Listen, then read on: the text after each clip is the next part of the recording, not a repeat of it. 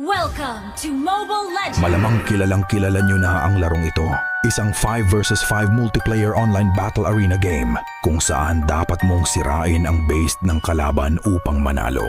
Pero sa likod ng magugulo at chaotic na mga labanang ito, may mga kababalaghang nagaganap dito na nag-iwan ng takot sa mga players. Kaya sa videong ito, tatalakayin natin ang mga pinaka-nakakakilabot na mga kwento na na-experience ng mga players at mga misteryo sa Mobile Legends. Mga kwentong magpapacheck sa iyo ng mga match history mo ngayon para siguraduhin tao nga talaga ang huli mong nakalaro.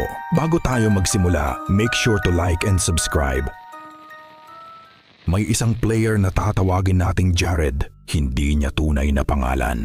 24 years old, working student at higit sa lahat, adik sa paglalaro ng Mobile Legends. Halos lahat ng libreng oras niya ay nauubos sa paglalaro. Hindi rin naman maitatangging magaling siya. Consistent ang kanyang laro, maganda ang decision making at may solid mechanical skills. Hanggang sa isang linggo, nagsimula ang kanyang golden streak. Nanalo siya ng 8 sunod-sunod na laban kaya mabilis na tumaas ang kanyang rank kahit naka-solo queue lamang siya. Mula Legend 2, umakyat siya hanggang Mythic sa loob lamang ng isang gabi. Dahil dito, sinabi niya sa sarili niya na unti na lang malapit na akong maka-Mythic Glory. Sa sobrang saya niya, pinagyayabang pa niya ito sa GC nilang magkakaibigan. Ngunit kinabukasan, biglang nagbago ang lahat. Sa unang laro niya, nakuha niya ang kanyang main hero pero tila may kakaiba sa kanyang mga kakampi. May nag-pick ng hero na hindi naman alam gamitin. May isang nag-AFK sa base matapos lamang ang ilang minuto.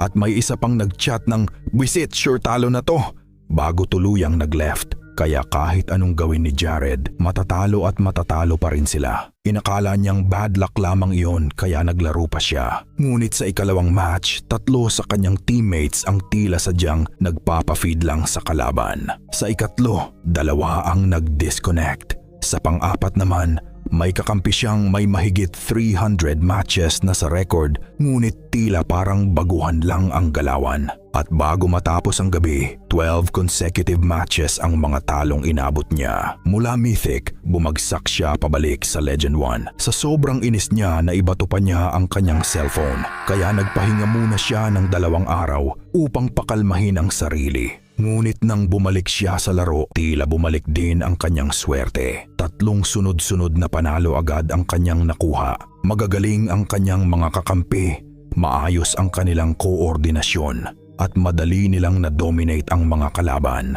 Naisip niyang baka tapos na ang kamalasan niya. Pero pagkatapos ng ika-4 na panalo,